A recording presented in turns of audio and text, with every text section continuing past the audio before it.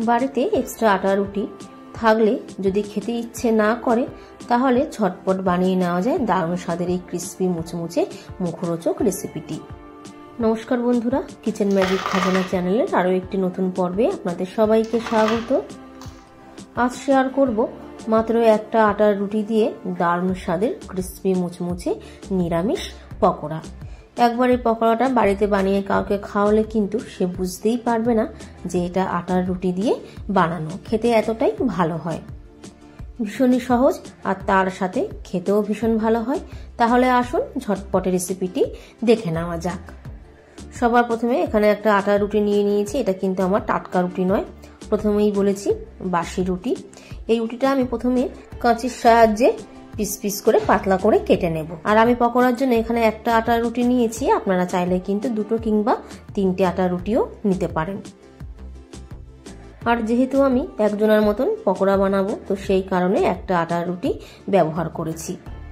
রুটি সরু সরু করে পাতলা করে কেটে নেওয়ার পর চলে যাব পরের স্টেপে। ওভেনে কড়াই বসিয়ে দেওয়ার পর কড়াই মাঝারি গরম হয়ে গেলে টুকরো করে কেটে রাখা রুটিগুলো আমি কড়াইয়ের মধ্যে দিয়ে দেব। গ্যাসের ফ্লেমটাকে হালকা লো টু মিডিয়ামের মধ্যে রেখে কোনো তেল বা ঘি ব্যবহার না করে শুকনো খোলায় নেড়ে চেড়ে 3 থেকে 4 মিনিট ধরে রুটি হালকা ভেজে নেব। এতে কি হবে, রুটিগুলো কিন্তু শক্ত হয়ে গিয়ে ক্রিস্পি আর মুচমুচে তৈরি হবে। আর রুটি দিয়ে পকোড়া তৈরি করে নেওয়ার পর পকোড়াগুলো কিন্তু খেতেও ভালো হবে। 3 থেকে 4 মিনিট ধরে রুটির টুকরো আমি ভেজে নিয়েছি, বেশ মুচমুচে করে ভাজা হয়েছে। গ্যাসের ফ্লেমটাকে বন্ধ করে দিয়ে ভেজে রাখা রুটির টুকরো আমি একটা জায়গার মধ্যে ঢেলে নেব। এবার একে একে এর মধ্যে কিছু সবজি অ্যাড করব। সবার প্রথমে দিয়ে দিচ্ছি 1 কাপ কুচনো বাঁধাকপি। বাঁধাকপি সরু সরু লম্বা করে কেটে নিয়েছি। এর সাথে দিয়ে দেব 1/4 কাপ ছোট করে কুচিয়ে নেওয়া বিম কড়াই, অল্প কুচনো গাজর, একটা ছোট সাইজের টমেটোর টুকরো। সবজি এখানে আপনারা আপনাদের পছন্দ মতন যে কোনো সবজি অ্যাড করতে পারেন। আপনারা চাইলে একটা পেঁয়াজও কুচিয়ে এর মধ্যে দিয়ে দিতে পারেন। যেহেতু আমি নিরামিষ বানাচ্ছি তো সেই কারণে পেঁয়াজটা এখানে স্কিপ করেছি। দিয়ে দিলাম 2 কুচনো কাঁচা লঙ্কা আর অল্প একটু কুচনো ধনেপাতা, 3/4 টিস্পুন হলুদ গুঁড়ো। স্বাদের ব্যালেন্স ঠিক রাখার জন্য দিয়ে দিলাম 1/2 টিস্পুন চিনি। চিনিটা দিলে মিষ্টি মিষ্টি হবে না, স্বাদের ব্যালেন্সটা ঠিক থাকবে। একান্ত আপনারা যারা মিষ্টি একদমই পছন্দ করেন না তারা এখানে চিনিটা স্কিপ করতে পারেন।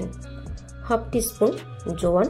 জোয়ানটা হাতে তালুর ওপরে নিয়ে একটু ক্রাশ করে দিয়ে দেব। এতে ফ্লেভারটাও ভালো আসবে আর তার সাথে হজমেও সাহায্য করবে। 3/4 টিস্পুন ভাজা জিরের গুঁড়ো, 1/2 টিস্পুন ভাজা ধনের গুঁড়ো,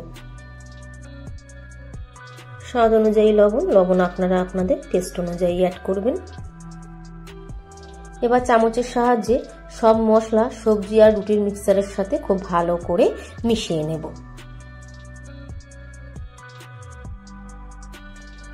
ভালো করে মিশিয়ে নেওয়ার পর এবার আমি এর মধ্যে দিয়ে দেব বাড়িতে থাকা মাঝারি সাইজের চামচ মেপে 3 চামচ বেসন। এর সাথে দিয়ে দেব পকোড়া ক্রিস্পি আর মুচমুচে হওয়ার জন্য উঁচু উঁচু করে 1 চামচ কর্নফ্লাওয়ার। কর্নফ্লাওয়ারের জায়গায় আপনারা এখানে অ্যারারুটও ব্যবহার করতে পারেন। আর কর্নফ্লাওয়ার বা অ্যারারুট দুটোর মধ্যে যদি একটাও হাতের কাছে না থাকে তার বদলে কিন্তু চালের গুঁড়োও ব্যবহার করতে পারেন। এবার সবজি আর রুটির মিক্সচারের মধ্যে আগে থাকতে কোনো জল ব্যবহার না করে হাত দিয়েই ভালো করে মিশিয়ে নেব।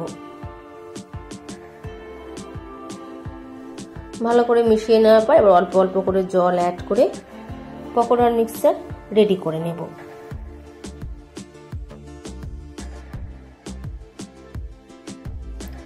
মিশ্রণটা তৈরি হয়ে গেছে। এবার এইভাবে অল্প অল্প করে হাতের উপরে তুলে নিয়ে গরম তেলে ছেড়ে দেব। ভাজার জন্য কড়াইতে আগে থাকতে সাদা তেল বসিয়ে দিয়েছি। তেল মাঝারি গরম করে নিতে হবে। পকোড়া তেলে ছাড়ার আগে মিক্সারের মধ্যে আমি দিয়ে দেব 1/4 টিস্পুন ওই 2 থেকে 3 চিমটের মতন বেকিং সোডা বা খাবার সোডা। তেলও এইদিকে মাঝারি গরম হয়ে গেছে। এবার অল্প অল্প করে নিয়ে তেলের মধ্যে ছেড়ে দেব। ভাজার সময় কিন্তু গ্যাসের ফ্লেমটা হালকা লো টু মিডিয়ামের মধ্যেই থাকবে।